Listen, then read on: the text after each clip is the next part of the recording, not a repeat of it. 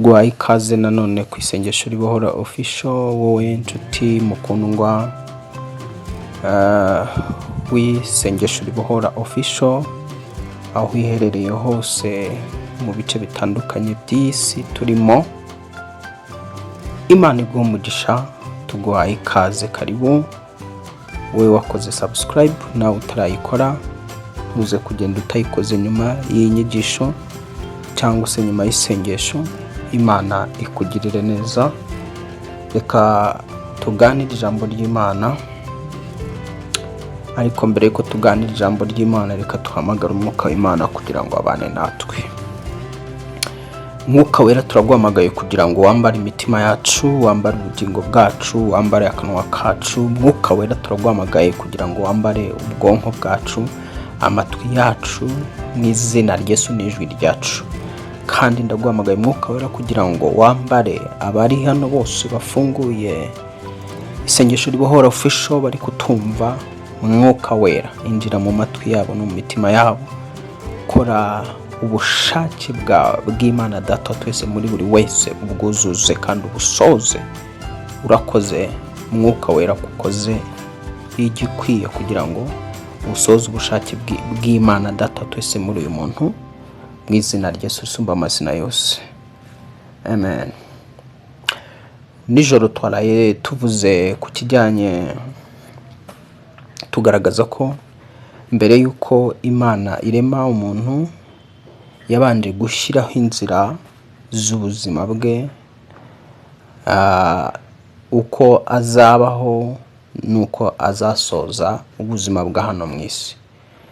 Izo nzira rero ziri mu gitabo cy'Imana, kuko ijambo ry'Imana rivuga ngo iminsi yanjye itarabaho n'umwe. Yari yanditse mu gitabo, niko ijambo rivuga. Ijambo rivuga ngo iminsi yanjye itarabaho n'umwe, yari yanditse mu gitabo. Icyo ni ijambo ry'Imana dushobora kubona muri Zaburi. Dawidi avuga ngo iminsi yanjye itarabaho n'umunsi n'umwe, yari yanditse mu gitabo cy'Uwiteka. Ni ukuvuga ngo rero niba iminsi yawe itarabaho n'umwe yari yanditse mu gitabo, Imana yari yarateganyije uko uzabaho kose kugeza usohoka muri ubuzima. Uko rero uzabaho kose kugeza igihe uzasohoka muri ubuzima, yagiye itegura inzira zose zizagenda zicamo ibyo uzagenda ukenera mu buzima bwa buri munsi, ibyo uzakenera ku rubyaro rwawe, ibyo uzakenera mpaka uvuye muri ubuzima. Imana yarabiteganyije. Ariko ushobora kwibaza ngo niba Imana yarateganyije ibyo byose igashyiraho n'inzira zabyo, kuki mpura n'ibibazo, kuki mpura n'imibabaro? Aha rero tugiye kugaragaza uburyo umwanzi ashobora kwitambika mu nzira zawe, akakwitambika. Umwanzi uburyo ashobora kwitambika mu nzira zawe, kuko isi turimo n'isi yahawe umuntu, ariko kandi wa muntu nawe aza kwishyira mu maboko ya Satani. Yisanga wa muntu isi Imana yari yayimuhaye kugira ngo iyimuyoboreremo. Kugubwa neza k'umuntu wari wahawe isi, wari warazwe isi, byari guturuka mu busabane n'ubumwe agomba kugirana n'Imana. Ariko umuntu aza kugira ubwenge buke, kiyoka kiramushuka. Kimaze kumushuka aricyo Satani, kimudeviye, kiramwigarurira.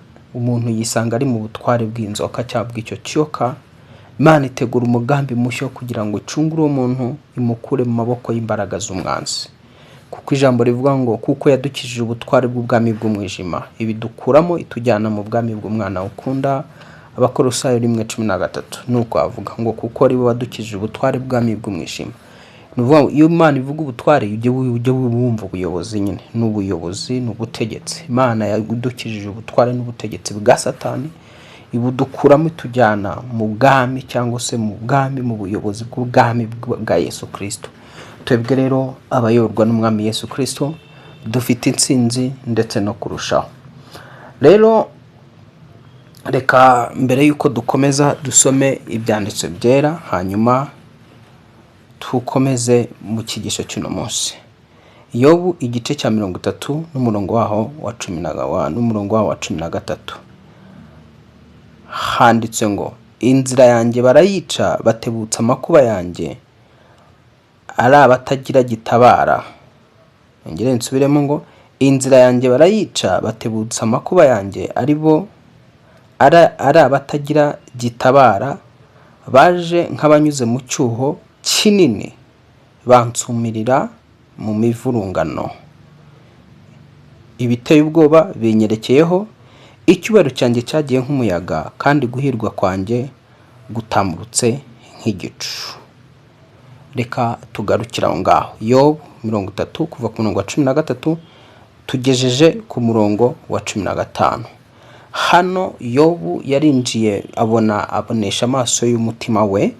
Mu kubonesha amaso y'umutima we abona ko inzira yiwe hari abaje barayica, inzira y'ubuzima, inzira y'imibereho. Abona ko inzira y'imibereho yiwe bayangije, bayishe. None bamaze kwica inzira y'ubuzima bwiwe n'imibereho yiwe. Hano arimo aratwereka ngo batebukije amakuba adafite gitabara. Agasobanura ko baje nk'abanyazi, agasobanura ko baje banyuze mu cyuho kinini bamusumirira mu mivurungano. Ukuva mu bwami bw'umwijima bushobora kugusumirira mu mivurungano, ya mivurungano ibiri mu mutima wawe, ya mivurungano ibiri mu bwenge bwawe, iri mu bitekerezo byawe. Satani ashobora kuyigufatiramo, dayimoni bashobora kugufatira muri iyo mivurungano iri muri wowe. Nuvuga ngo muri uru rugendo rwerekeza muri destination yawe, cyangwa se rwerekeza ku Imana yakuvuzeho n'icyo yakugambiriyeho, Satani ashobora kwitambika inzira yawe kugira ngo arebe ko akudeviya, kugira ngo arebe ko akuyobya, kugira ngo arebe ko agucogoza, kugira ngo arebe ko akunaniza, hanyuma akaba yagerageza kwica inzira yawe. Yamara kwica inzira yawe agashakisha uburyo yakurura amakuba, yakurura ibyago, yakurura ibiteye ubwoba, agamije kugira ngo afatire ubugingo bwawe mu mivurungano. Iyo tuvuga ubugingo bwawe ni wewe w'imbere. Nongere mbisubiremo, ubu buzima turimo bufite itangiriro ryabwo bukagira n'iherezo ryabwo, ariko ubuzima turimo itangiriro ryabwo ryamaze gusinywa n'Imana, n'iherezo ryamaze gusinywa n'Imana kuri ba bandi bayimenye, kuri ba bandi bayizera, kuri ba bandi bayishikamijeho umutima. Niba ushikamije umutima wawe ku Mana umuremye, witinya, wigira ubwoba. Nubwo waba urimo uraca mu bigoranye, nubwo waba urimo uraca mu ntambara zikomeye, zirikana ijambo rivuga ngo naho nanyura mu gikombe cy'igicucu cy'urupfu sinzatinya ikibi cyose, kuko icyimboye n'inkoni ari byo bimpumuriza. Mu gikombe cy'igicucu wacishwamo, kisanga Satani bibaye ngombwa inzira yawe akayerekeza mu gikombe cy'igicucu cy'urupfu, naho mvuga ngo ntuzatinye igihe cyose uzaba uri kumwe n'Imana isumba byose. Ntuzatinye igihe cyose uzaba uzi ko mu mutima wawe ntacyo wishinza, ufitanye ubumwe n'ubumana. Niba ufitanye ubumwe n'Imana, ntuzagire ubwoba, ahubwo uzikomeze umutima, uvuga amagambo nk'ayo Dawudi yavuze ngo naho intambara yambaho no muri yo nzikomeza umutima. Yaravuze ngo naho intambara yambaho no muri yo nzikomeza umutima. Icyo ubukeneye ni kugira ngo wikomeze umutima igihe usanze mu nzira zawe harunzwe ibisitaza, harunzwe ibigusha, ibisitaza bigamije kukugusha kugira ngo udakomeza mu rugendo rwerekeza mu Imana yakuvuzeho. Ibisitaza bigamije kugira ngo bigusitaze, ukerererwa igihe wasitaye. Urumva umuntu usitaye arabanza kunama akareba, kumva nyine niba asitaye ababaye yazanye igikomere. Ugasanga umuntu usitaye ntabwo akomeza, ntabwo yihuta nka wa wundi ufite ikirenge kizima kitasitaye. Uwasitaye akazana imfunira, akazana igisebe, ndavuga gusitara gusanzwe k'umubiri, akazana igisebe ku mano, wenda asitaye atambaye inkweto. Uwo muntu atangira kugenda acumbagira, ntabwo ashobora kugerera ku gihe aho yajyaga nk'umuntu utasitaye ufite ibirenge bizima. Uko niko bigenda n'igihe Satani yazanye ibisitaza, bisitaza umutima, bisitaza umuntu w'imbere. igihe wagombaga kugereraho wategekewe kujya bitewe na bya bikomere wahuye nabyo mu mutima mu bugingo bwawe, noneho uzatangira kugenda wigengesere gahoro gahoro, kuko uba ufite ubwoba bwo ko wahura n'ibyo wahuye inyuma hahise. Urugendo rwawe ruzatangira ku intambwe zarwo, speed wari ufite izatangira kugabanuka. Rero ndagusengera mu izina rya Yesu, nisengera kugira ngo muri uru rugendo rw'ubuzima, urugendo rw'imibereho rwerekeza ku cyo Imana yakuvuzeho, imbere yawe Imana ikureho ibisitaza mu izina rya Yesu, imbere yawe Imana ikureho ibigusha, imbere yawe Imana ikureho ibyakurushya n'ibyitambitse mu nzira z'ubuzima bwawe. Ibyo ubona byitambitse mu nzira z'ubuzima bwawe, ibyo ubona byitambitse mu nzira y'amasezerano yawe. Iyo tuvuga ngo ibyitambitse mu nzira y'amasezerano, hari igihe isezerano ry'Imana ubona koko riba rikwegereye rigiye gusohora, ariko ntumenye uko bigenza, ahubwo ukisanga imbere yawe ukahasanga ikinyuranyo cyangwa se ibitandukanye n'ibyo watekerezaga, ibitandukanye n'ibyo wizeraga. Ibyo nta kindi kiba kibizamuye, ni isi y'umwijima ibi bizamuye mu nzira y'urugendo rwawe, kugira ngo ukwamire aho ugeze mu nzira, niba bishoboka upfa utageze Kanani. Zirikana ko hari abantu bapfuye benshi bari bahagurutse muri Egiputa berekeza mu gihugu bari basezeranyijwe cy'amata n'ubuki. Benshi bapfira mu nzira, abandi bapfira mu butayu, bisanga urubyaro rubakomokaho ari rwo rugera mu gihugu cy'amasezerano. Nguko uko Satani arwanya n'ab'iki gihe cya none, azamura ibitero byinshi agambiriye kugira ngo ace intege, acogoza abagenzi bari kugana muri destination zabo zo muri ubuzima bwa hano mu isi, kandi bafokasinga n'ubugingo buhoraho nyuma y'ubu buzima. Kuko nyuma y'ubu buzima urabizi ko hari ubundi buzima. Nyuma y'iyi mibereho ya hano mu isi hari iyindi mibereho izakomeza. Hari ubuzima buzakomeza nyuma y'uko uvuye muri uyu mubiri. Hari imibereho izakomeza nyuma y'uko uvuye muri hano mu isi. Iyi mibereho ya none igomba kugufasha gutegura imibereho y'ubuzima bw'iteka. Ubuzima bwa none bw'iki gihe bugomba kugufasha gutegura ubuzima bw'igihe kizaza nyuma y'uko uzaba urangije urugendo rwa hano mu isi. So noneho rero muri urwo rugendo niho nshaka kuguhishura, kukwereka ko muri uru rugendo mu nzira ucamo, Satani ashobora gukereya ibisitaza n'ibigusha byinshi, ashobora kugabaho ibitero bigamije kugira ngo usubizwe inyuma. Tubona umunsi umwe Abisiraheli bari muri urwo rugendo rwavagaho bagombaga kuva muri Egiputa, barimo baragenda gutyo bashaka kwerekeza i Kanani. Mu icyo gihe bari barambutse inyanja itukura, byararangiye, ahubwo barimo barashaka kwerekeza Kanani.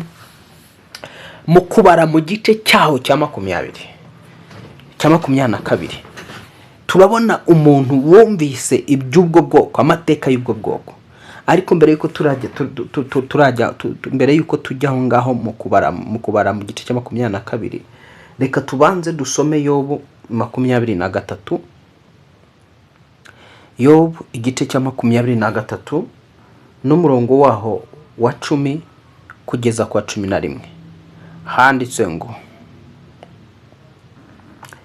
Yobu 23 kuva ku murongo wa 10 kugeza ku wa 11. Handitse ngo, ariko inzira nyuramo nimara kungerageza, ariko izi nzira nyuramo nimara kungerageza, nzavamo meze nk'izahabu, ikirenge cyanjye cyashikamye mu ntambwe zayo, inzira yayo narayikomeje sinateshuka.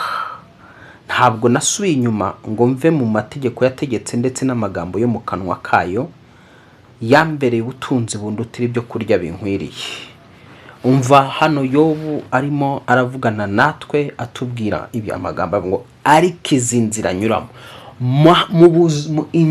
mu buzima bwose urimo uracamo, imibereho yose urimo uracamo, ntambara urimo urahura nazo z'urugo, ntambara urimo uracamo z'imikorere, ntambara urimo uracamo z'imyigire yawe, intambara urimo uracamo z'umuryango, intambara urimo uracamo muri domene yawe, Imana izo nzira uri gucamo muri izo ntambara niwikomeza kuwiteka, ntucike intege, ntutentebuke, ntuteshuke, kuko hano Yobu aratubwira ngo nimara kungerageza.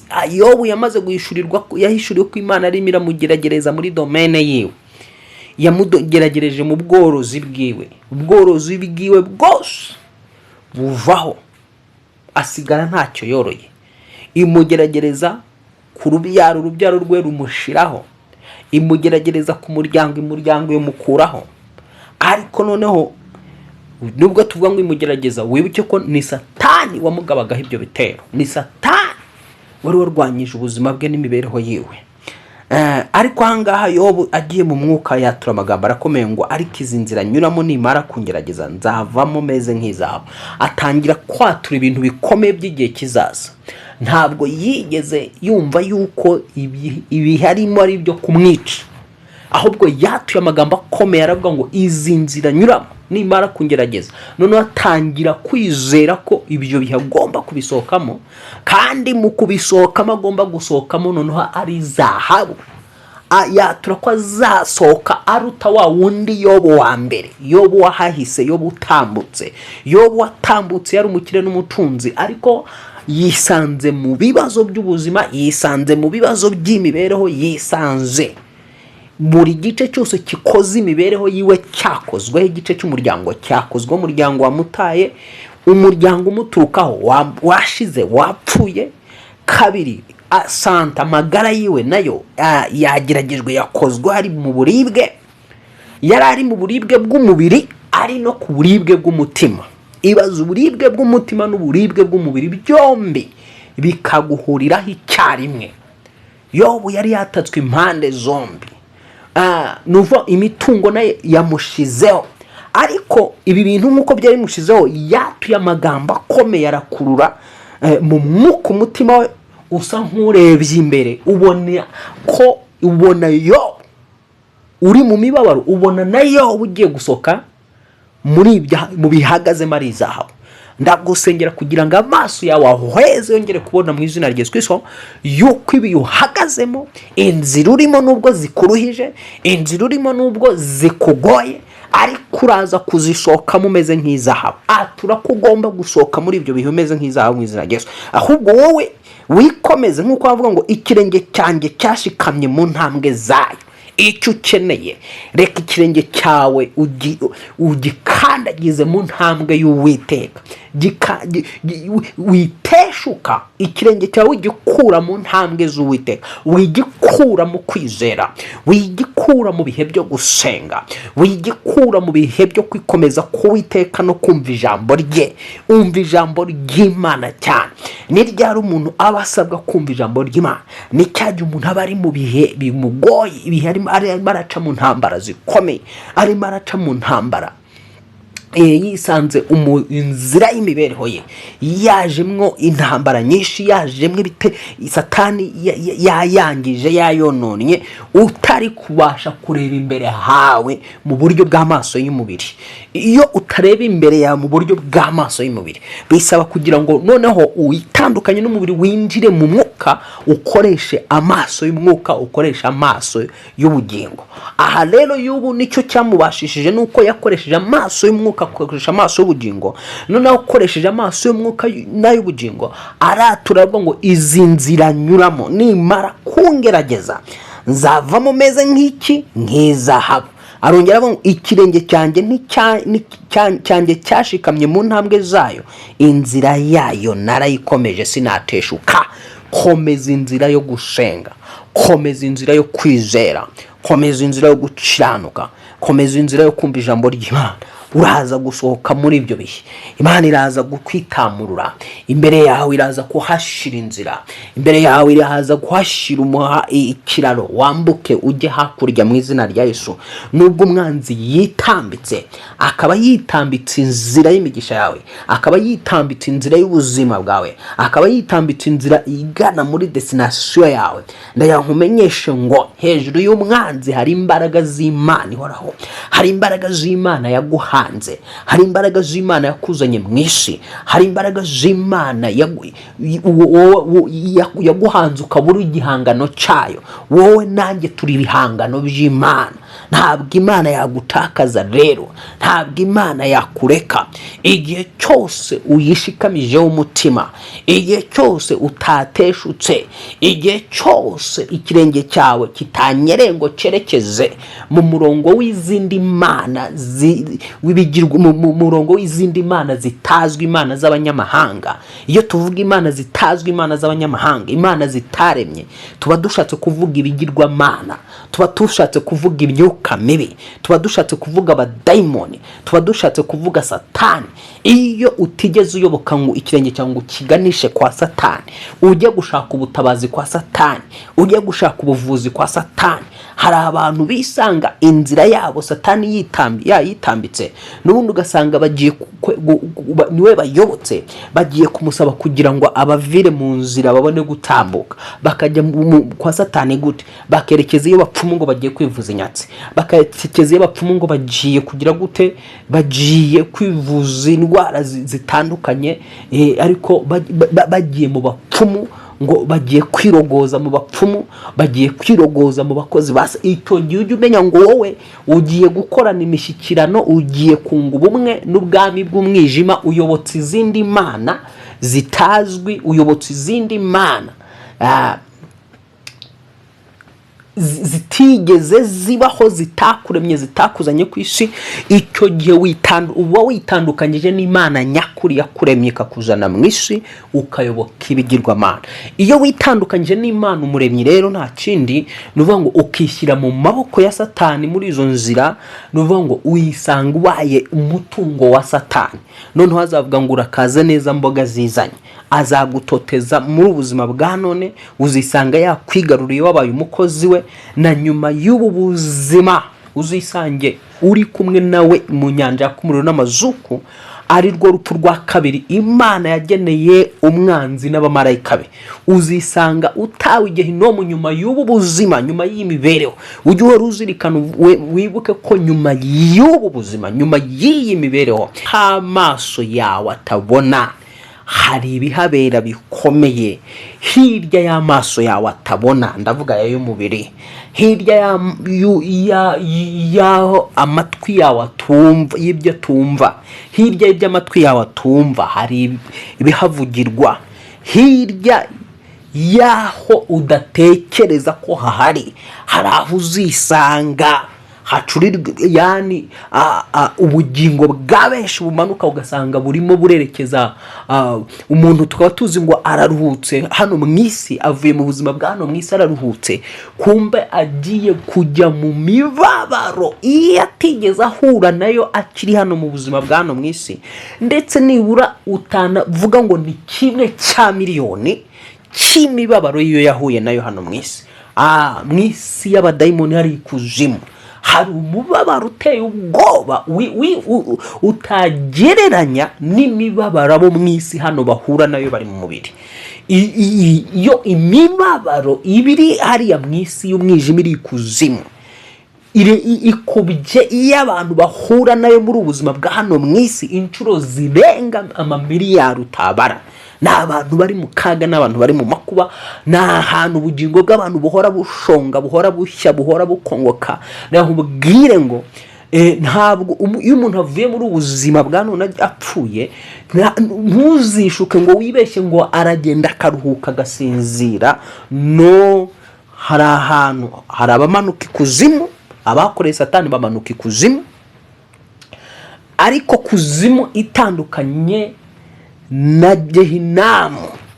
Iyo kuzimu rero aho bamanuka bakajya bavuye muri ubuzima bakoreye Satani, cyangwa babaye mu isi baritandukanyije n'Imana, imibereho baciyemo yarabatandukanyije n'Imana, ubuzima baciyemo bari hano muri ubuzima bwa none bwarabatandukanyije n'Imana bakayoboka Satani. Abo ngabo iyo bavuye muri ubu buzima n'ubundi bamanurwa ikuzimu. Ikuzimu nongere mbisubiremo, hatandukanye na Gehinamu, ariko ni nk'ishusho ntoya ya Gehinamu.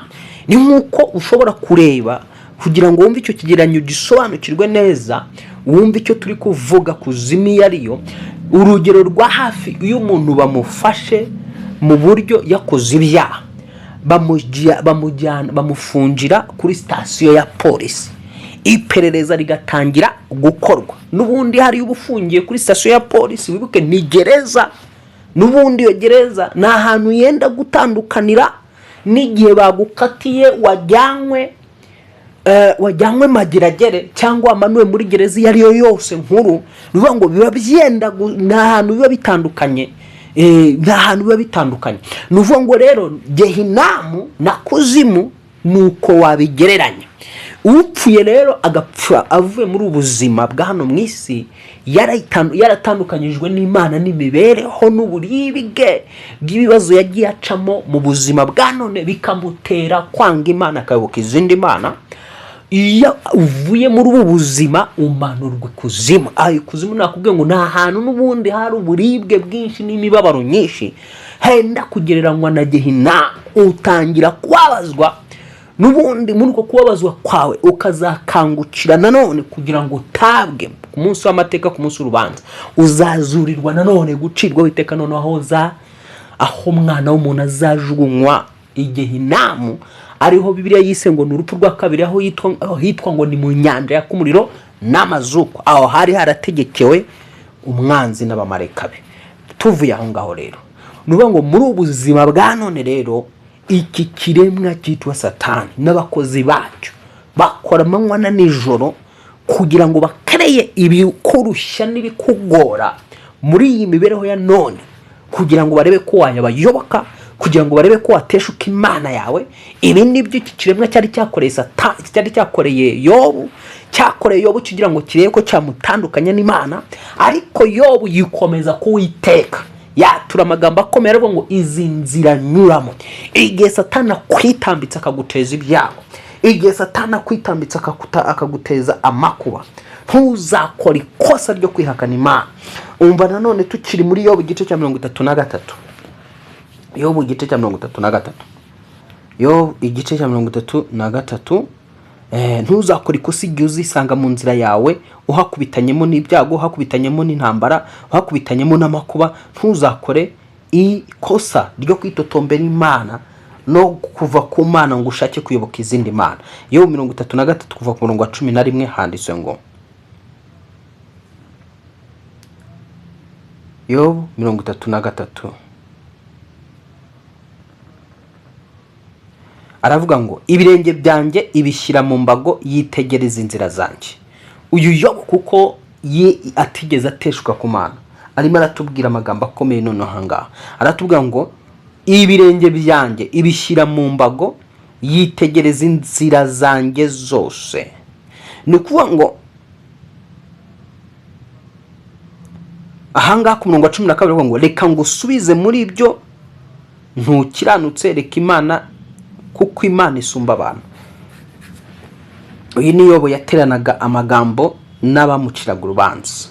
Hanyuma atangira kuvuga ngo ibirenge byanjye ibishyira mu mbago, yitegereza inzira zanjye zose. Reka ngo usubize muri ibyo ntukiranutse kuko Imana isumba abantu.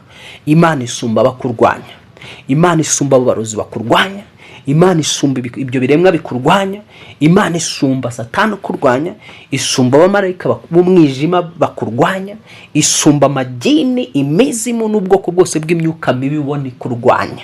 Rero icyo ukeneye ni ukuyikomezaho kugira ngo ibirenge byawe ntibicishe ukubiri n'imbago zawe. Kuko Imana iremye umuntu, imuremera ibifite aho agomba gutangira n'aho agomba kugarukira.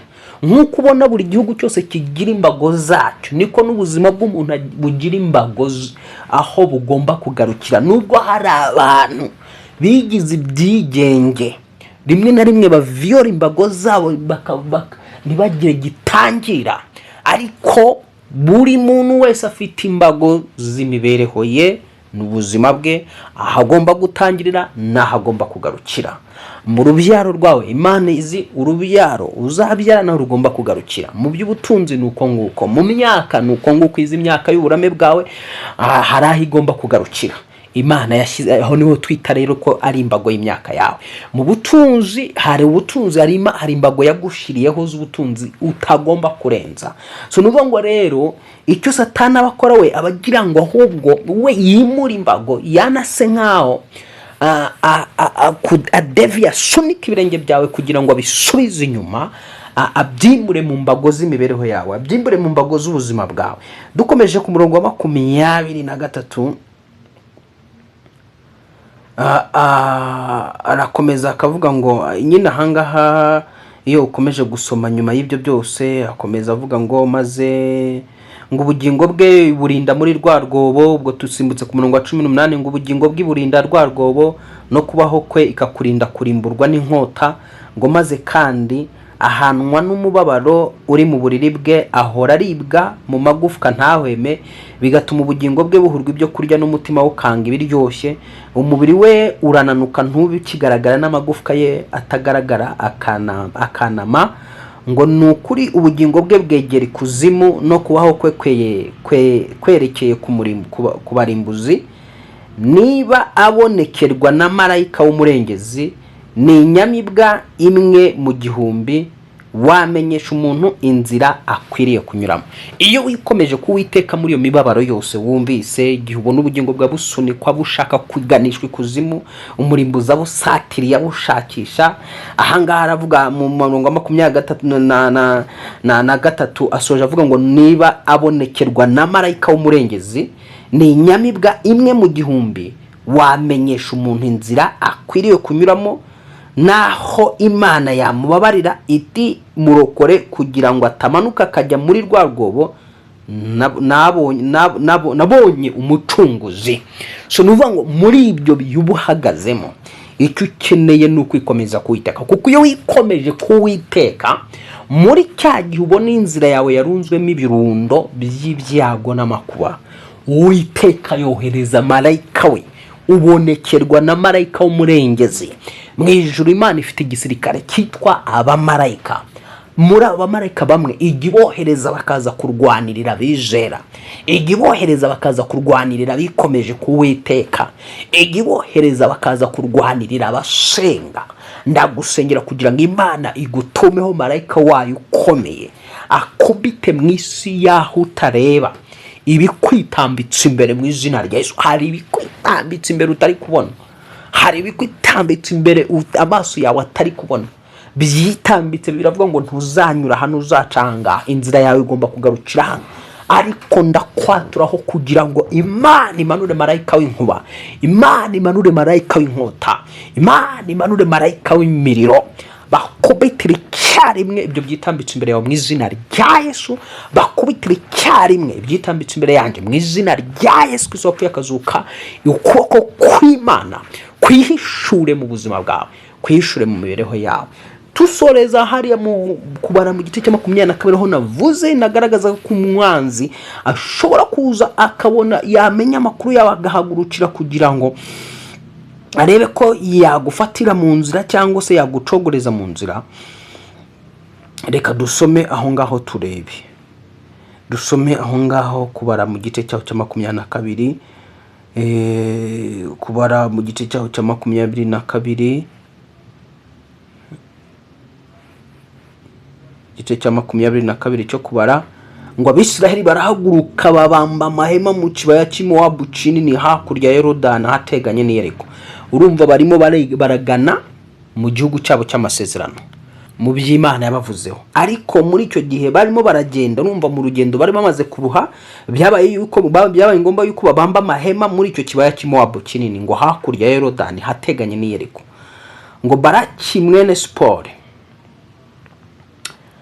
amenya ibyo Abisiraheli bagiriye Abamori byose, Abamowabu batinyishwa n'ubwo bwoko cyane n'ubwinshi bwabo, bakurwa umutima n'Abisiraheli. Birashoboka hakaba hari abaku umutima nawe. Satani umutima we warakutse, abarozi bakukiye umutima imbere yawe, abanzi bawe baragutinya bakabona yuko muri ako kazi ukora ushobora kuzamurwa mbere yabo, ushobora guhabwa promotion mbere yabo. Hari ababona yuko ugiye ugiye gutera imbere yabo. Nk'uko ukuntu bigenda nyine. Noneho ngo batinyishwa n'Abisirayeli. Niki bakoze rero bamaze gutinyishwa n'Abisirayeli? Ngo Baraki mwene Sipori niwe wari ku ngoma Mowabu muri icyo gihe, atuma intumwa kuri Balamu mwene Beori Ipetori iri ku ruzi rya Ufurati mu gihugu cy'ubwoko bwe, ngo mu gihugu cy'ubwoko bwe, zo kumuhamagarira ati dore hariho abantu bavuye muri Egiputa bajimagije igihugu cyose barantegereje. Umva nshuti mukundwa, wajyaga wibaza ngo uzira iki? Wowe wari uzi ko ushobora kurogwa n'abantu muziranye gusa. Hariho umuntu ashobora kukuroga mutanaziranye gusa, yakurebye akagutinya, mukaba mukorana mu kazi, nta munaturanye, wenda ntimuva no mu ntara imwe, ntimuva mu cyo, ariko kuko mukorana yakura akagutinya agatangira kukwanjama.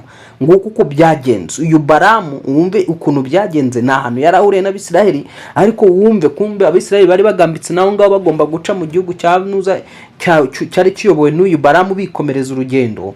Ariko uyu nguyu ngo abatinyira ubusa. Nicyo cyatumye rero atumiza ati nuko ndakwinyiza ngo inumvumira aba bantu kuko bandusha amaboko, ahari nzabanesha tubatsinde mbirukane mu gihugu, kuko nzi yuko uhesha umugisha uwuhabwa n'uvuma avumwa.